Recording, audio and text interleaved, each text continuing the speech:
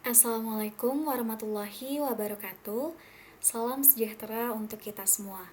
Yang terhormat Bapak Irwan Siagian MPD selaku dosen pengampu mata kuliah Riset Pendidikan Bahasa. Adapun maksud dibuatnya video ini adalah untuk memenuhi tugas mata kuliah Riset Pendidikan Bahasa kelas R6F mengenai materi, identifikasi, batasan, rumusan, dan tujuan riset pendidikan bahasa yang disusun oleh kelompok 4 yang beranggotakan. Perkenalkan, nama saya Arika Fahira dengan nomor NPM 20221500336. Saya Naida Belia Hirunisa dengan NPM 20221500505. Saya Sekar Hidayah Putri dengan NPM 202221500337. Tiffany Dwi Permatasari, NPM-nya 202221500339. Adapun pembahasan materi kali ini diantaranya ada hakikat masalah penelitian, kemudian pengembangan pertanyaan penelitian, identifikasi masalah, langkah-langkah identifikasi masalah, kemudian batasan masalah, fungsi batasan masalah, rumusan masalah, jenis-jenis rumusan masalah, aspek yang perlu diperhatikan dalam rumusan masalah, sumber-sumber masalah, ciri-ciri masalah yang baik, tujuan riset pendidikan bahasa, serta manfaat riset pendidikan bahasa. Materi yang pertama yaitu mengenai hakikat masalah penelitian. Menurut Sugiono tahun 2010, masalah penelitian adalah kesenjangan antara harapan dengan kenyataan, antara teori dengan praktik, atau antara peraturan dengan pelaksanaan. Masalah timbul karena adanya fenomena yang belum jelas penyebabnya atau belum ditemukan solusinya secara ilmiah. Berdasarkan pendapat tersebut, masalah penelitian muncul ketika ada perbedaan antara kondisi ideal dan kenyataan di lapangan.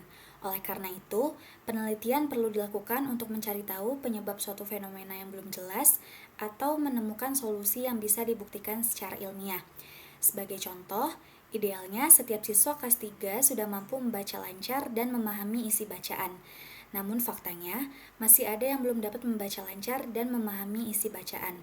Perbedaan antara kondisi ideal dan kondisi aktual ini menunjukkan adanya masalah yang perlu diteliti lebih lanjut. Penelitian pun perlu dilakukan untuk mencari tahu penyebab tersebut. Apakah berasal dari metode pengajaran, kurangnya minat siswa, atau faktor lain, serta untuk menemukan solusi yang tepat. Pendapat mengenai masalah penelitian juga pernah disampaikan oleh Suryana tahun 2015.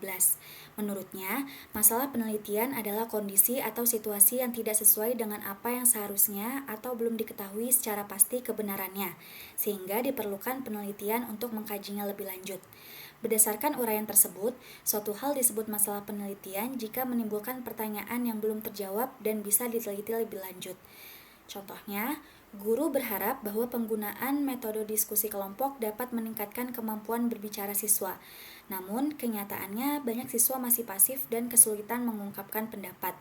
Contoh tersebut menimbulkan pertanyaan, mengapa metode diskusi belum efektif meningkatkan keterampilan berbicara siswa? Akhirnya dari pertanyaan itu menunjukkan adanya masalah penelitian yang perlu dikaji lebih lanjut untuk menemukan faktor penyebab dan cara mengatasinya agar pembelajaran bahasa menjadi lebih optimal. Sementara, menurut Creswell pada tahun 2016, masalah penelitian adalah persoalan atau isu yang membutuhkan pemahaman lebih mendalam, biasanya mengandung ketidakpastian atau kekosongan dalam literatur atau praktik yang bisa diisi melalui penelitian. Berdasarkan pendapat tersebut, masalah penelitian adalah langkah awal yang penting karena dari situ peneliti menentukan tujuan, metode, dan cara mengumpulkan data untuk menjawab kekurangan dalam literatur atau praktik. Contohnya, seorang peneliti melihat rendahnya minat baca siswa di sekolah dasar, meskipun sudah banyak program literasi digalakan. Dari situ, ia penasaran, mengapa program literasi di sekolah dasar belum efektif meningkatkan minat baca siswa?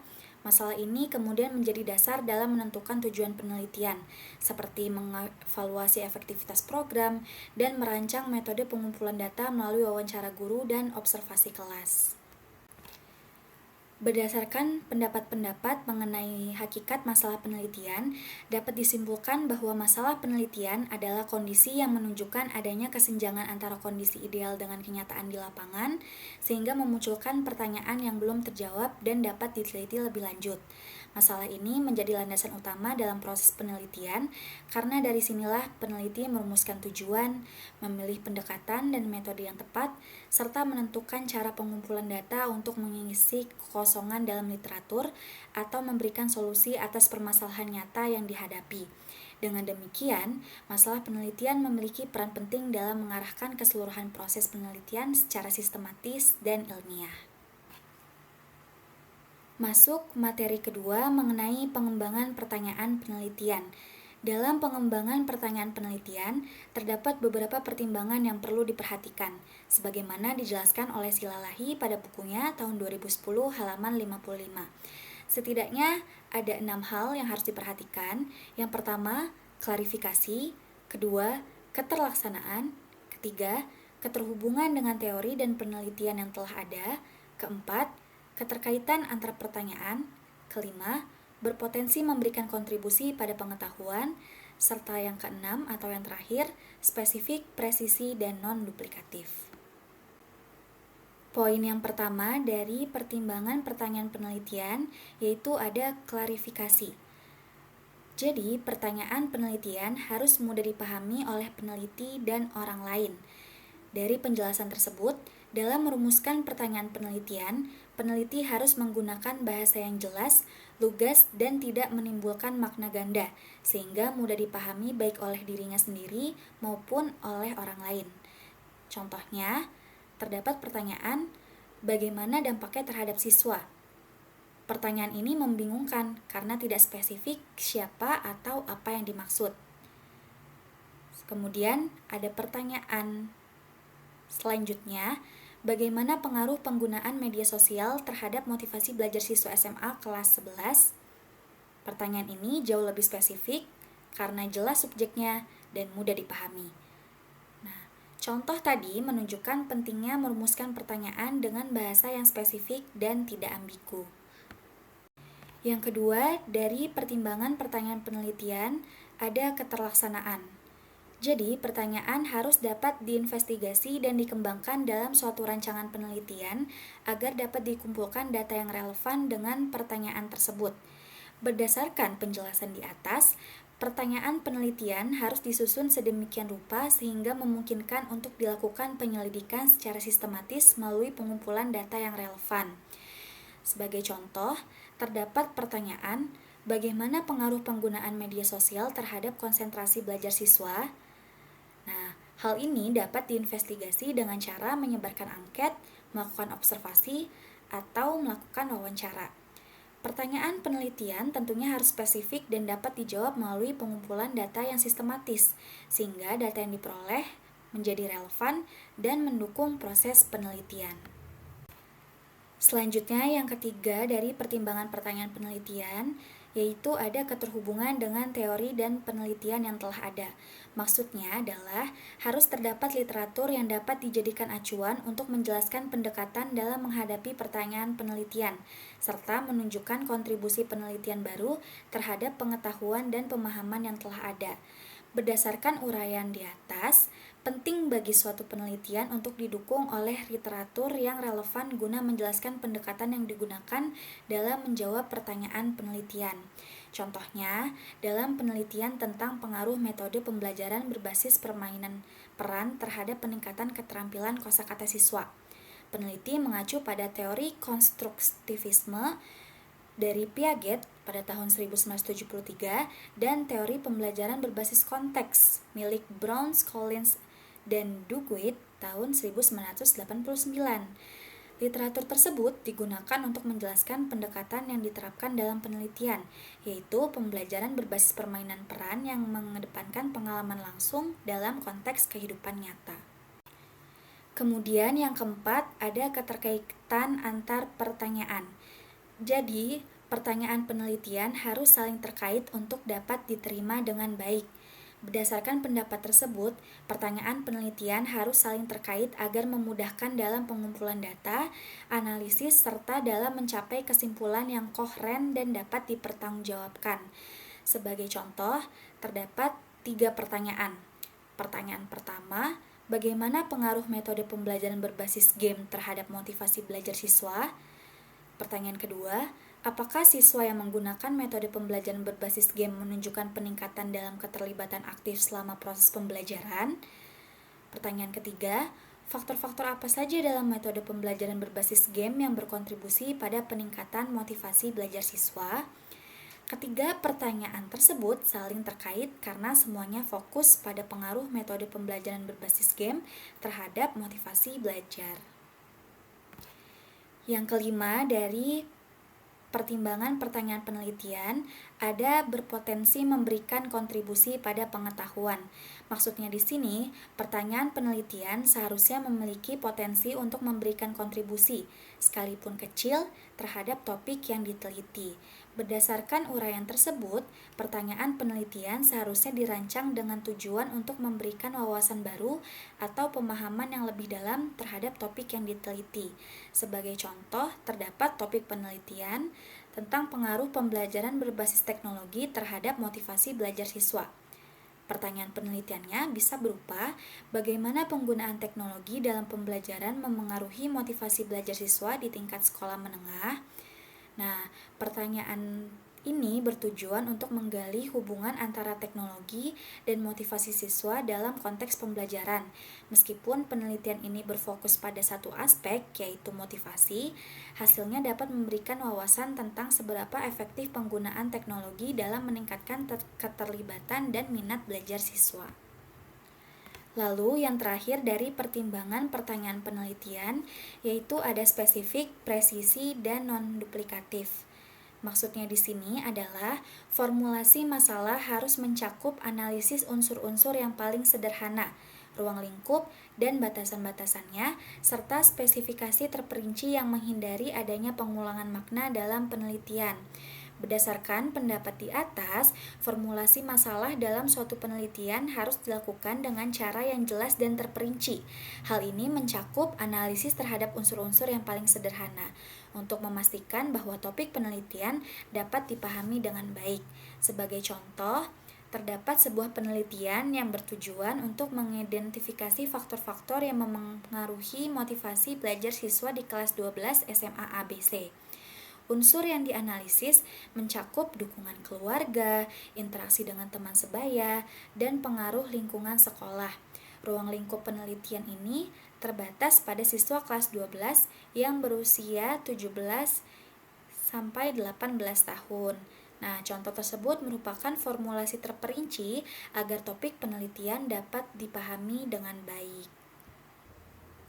Selanjutnya, masuk materi yang ketiga, yaitu mengenai identifikasi masalah.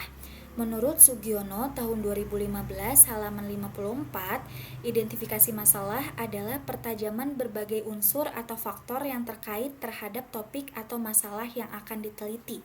Berdasarkan pendapat tersebut, identifikasi masalah merupakan langkah pertajaman terhadap berbagai unsur atau faktor, yaitu komponen-komponen penting dan penyebab-penyebab yang memengaruhi suatu permasalahan yang berkaitan dengan topik atau masalah yang akan diteliti. Contohnya, penelitian tentang kemampuan menulis siswa. Identifikasi masalah bisa mencakup faktor seperti kurangnya latihan menulis, ketidaktahuan siswa tentang teknik menulis yang baik, atau kurangnya motivasi untuk menulis. Penyebab masalah ini bisa jadi karena kurangnya waktu atau kesempatan untuk berlatih menulis di kelas.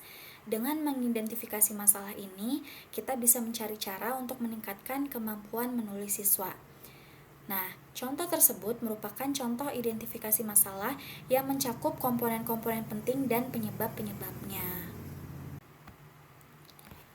Lalu, menurut Dameria Sinaga tahun 2022, identifikasi masalah dilakukan dengan merujuk pada latar belakang masalah dan mengandalkan fakta serta data yang dapat ditemukan di lapangan. Biasanya, identifikasi masalah diformulasikan dalam bentuk kalimat deklaratif. Sedangkan rumusan masalah dituangkan dalam bentuk kalimat tanya untuk memberikan arah pada penelitian.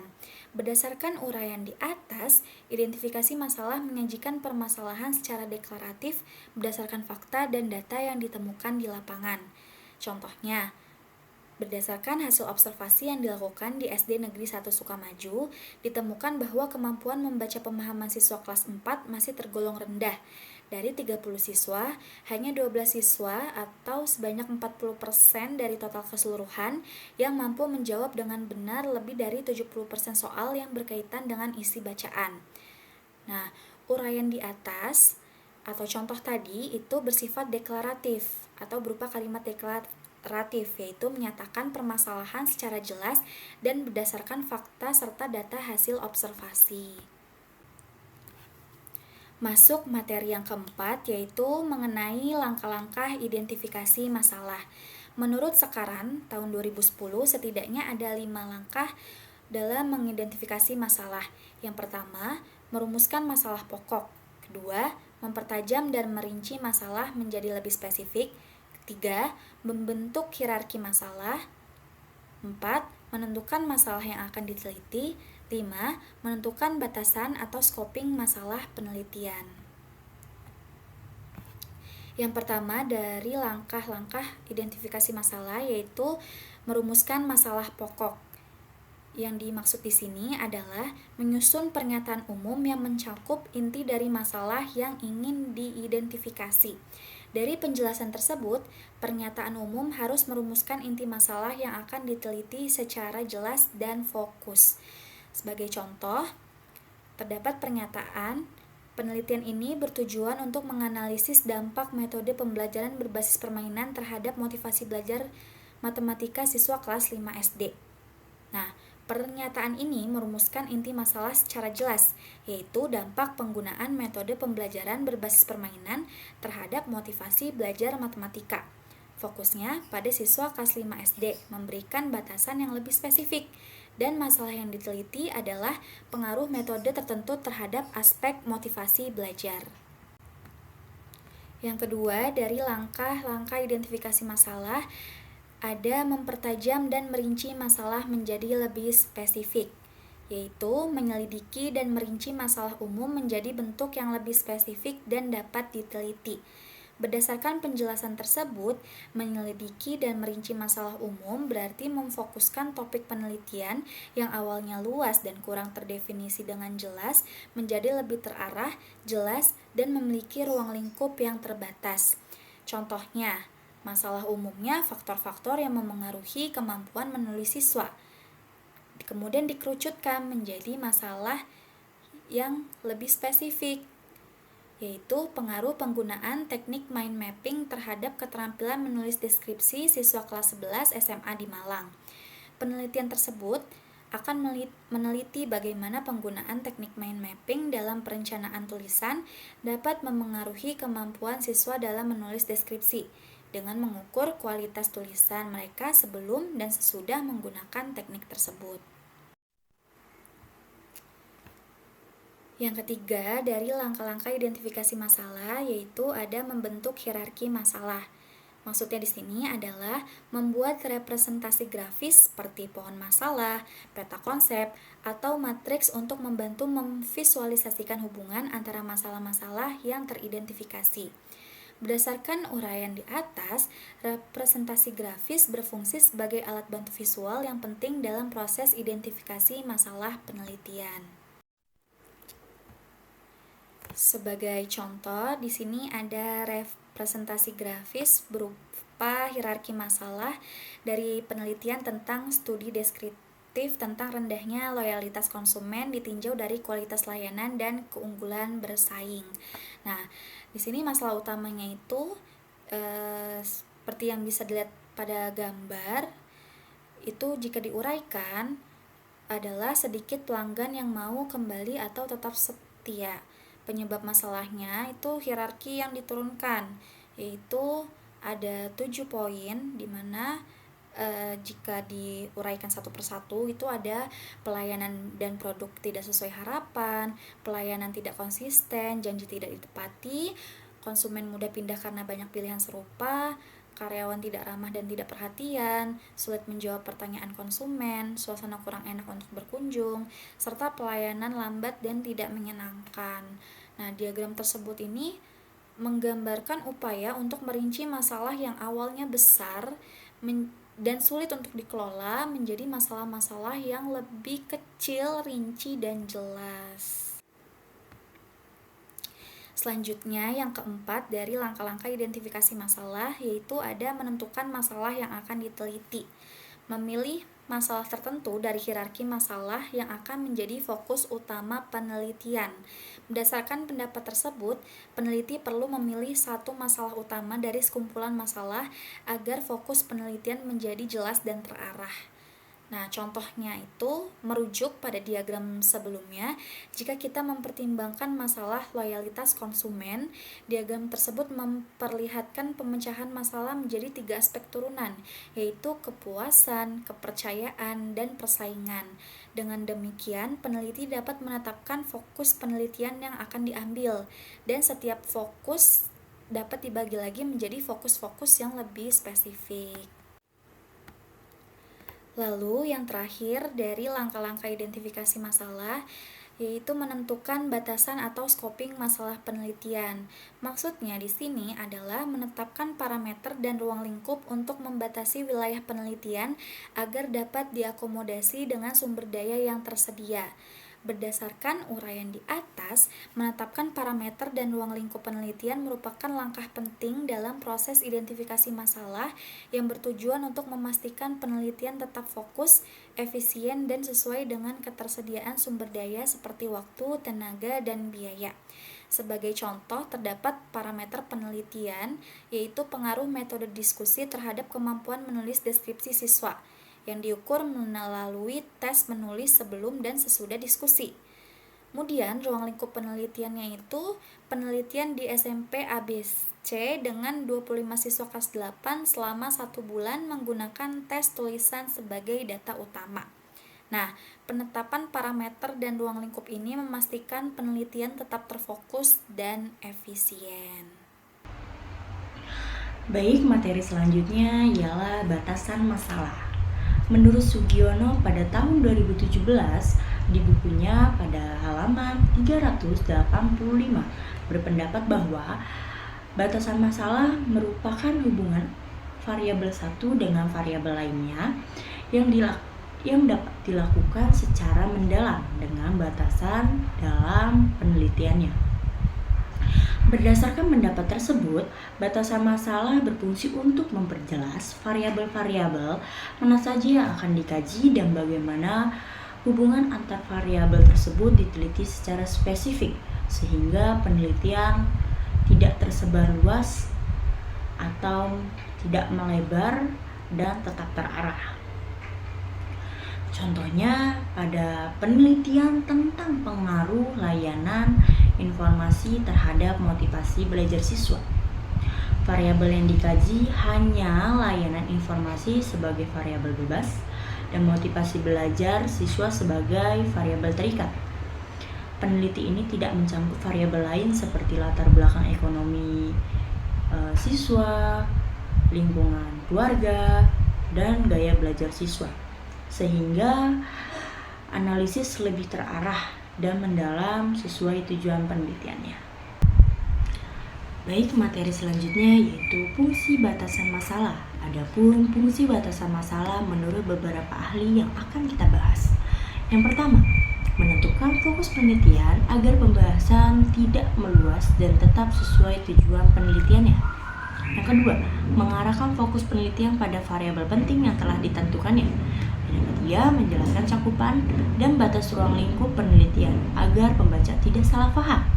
Dan yang terakhir atau yang keempat, membantu peneliti dalam memilah dan menyaring informasi yang relevan dengan objek penelitiannya. Fungsi batasan masalah yang pertama yaitu menurut Sugiono pada tahun 2015, menentukan fokus penelitian. Menentukan fokus penelitian agar pembahasan tidak luas dan tetap sesuai tujuan penelitian. Berdasarkan pendapat di atas, batasan masalah berfungsi untuk membatasi ruang lingkup penelitian agar fokus dan tidak melebar, sehingga masalah yang dibahas dapat diteliti secara mendalam dan hasilnya dapat dipertanggungjawabkan secara ilmiah. Contohnya, ada judul penelitian tentang peningkatan keterampilan berbicara melalui metode role play pada SD. Batasan masalahnya yaitu penelitian dibatasi pada penerapan metode role play untuk meningkatkan keterampilan berbicara dalam bahasa Indonesia pada siswa kelas 4 SDN 1 Sukamaju selama 4 pertemuan dalam bulan Oktober 2024. Batasan tersebut memperjelas metode, keterampilan yang dikembangkan, bahasa yang digunakan, jenjang kelas, dan durasi penelitiannya. Baik, ada fungsi batasan masalah yang kedua. Menurut Ari Kunto, pada tahun 2017, fungsi batasan masalah ialah mengarahkan fokus penelitian pada variabel penting yang telah ditentukan.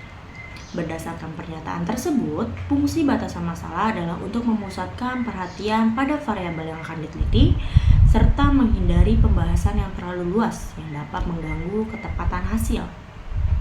Contohnya, ada judul penelitian tentang peningkatan kemampuan menulis tes deskripsi melalui media gambar berseri. Batasan masalahnya yaitu peneliti hanya membahas peningkatan kemampuan menulis tes deskripsi siswa kelas 7 SMP melalui penggunaan media gambar berseri dalam 2 kali pertemuan pada mata pelajaran bahasa Indonesia. Nah, batasan tersebut menekankan aspek keterampilan menulis, jenjang kelas, media, dan jumlah pertemuan sehingga peneliti tetap fokus dan terukur. Selanjutnya, fungsi batasan masalah yang ketiga menurut Creswell pada tahun 2016 yaitu menjelaskan cakupan dan batas ruang lingkup penelitian agar pembaca tidak salah paham. Berdasarkan pendapat di atas, batasan masalah adalah cara untuk menyatakan secara eksplisit area yang tidak akan diteliti agar pembaca memahami cakupan dan keterbatasan penelitian. Contohnya, penelitian hanya akan membahas pengaruh penggunaan media sosial terhadap keterampilan membaca siswa kelas 8 di Jakarta Timur. Aspek lainnya seperti pengaruh media sosial terhadap keterampilan menulis atau siswa di luar wilayah tersebut tidak dibahas dalam penelitian ini. Contoh tersebut menunjukkan dengan jelas apa yang akan diteliti dan apa yang tidak akan diteliti dalam cakupan penelitian sesuai fungsi batasan masalah. Baik, fungsi batasan masalah yang terakhir yaitu menurut Ridwan pada tahun 2012 membantu peneliti dalam memilah dan menyaring informasi yang relevan dengan objek penelitian. Berdasarkan pendapat tersebut, batasan masalah berfungsi untuk menyaring informasi yang relevan dan menghindari pembahasan yang terlalu umum, sehingga peneliti lebih mudah menyusun hipotesis dan metode penelitian. Contohnya, pada topik penelitian pengaruh metode diskusi terhadap keterampilan berbicara siswa. Batasan masalahnya yaitu penelitian ini hanya akan mengukur pengaruh metode diskusi terhadap keterampilan berbicara siswa kelas 11 atau kelas 2 SMA Negeri 2 Surabaya pada mata pelajaran Bahasa Indonesia selama periode semester ganjil tahun 2024. Dengan adanya batasan tersebut, peneliti dapat berjalan lebih terstruktur dan peneliti dapat fokus pada variabel-variabel yang relevan untuk menjawab pertanyaan penelitian yang secara efektif. Nah, untuk materi selanjutnya akan dibahas oleh bagian kedua. Terima kasih. Dapat disimpulkan bahwa masalah dalam penelitian adalah pertanyaan atau persoalan utama yang ingin dicari solusinya melalui proses ilmiah. Masalah ini biasanya muncul dari fenomena kebahasaan atau pembelajaran bahasa yang dianggap penting untuk diteliti lebih lanjut. Langkah awal dalam merumuskan masalah adalah identifikasi masalah, yaitu proses mengenali berbagai persoalan yang muncul di lapangan. Identifikasi ini dilakukan dengan observasi, studi pustaka, atau refleksi pengalaman. Dari berbagai masalah yang teridentifikasi, peneliti kemudian menetapkan batasan masalah untuk memperjelas cakupan penelitian agar tidak melebar dan tetap fokus. Setelah batasan ditentukan, peneliti menyusun rumusan masalah, yaitu pertanyaan-pertanyaan penelitian yang spesifik, jelas, dan terukur. Rumusan masalah inilah yang nantinya akan dijawab melalui proses penelitian. Dari rumusan tersebut diturunkan tujuan penelitian. Tujuan riset pendidikan bahasa bukan hanya untuk menjawab pertanyaan penelitian, tetapi juga untuk memberikan kontribusi terhadap peningkatan mutu pembelajaran bahasa, pengembangan kurikulum, strategi pembelajaran, serta penguatan kompetensi berbahasa peserta didik. Riset ini juga berperan dalam memperkaya teori dan praktik pendidikan bahasa yang kontekstual dan relevan dengan kebutuhan zaman.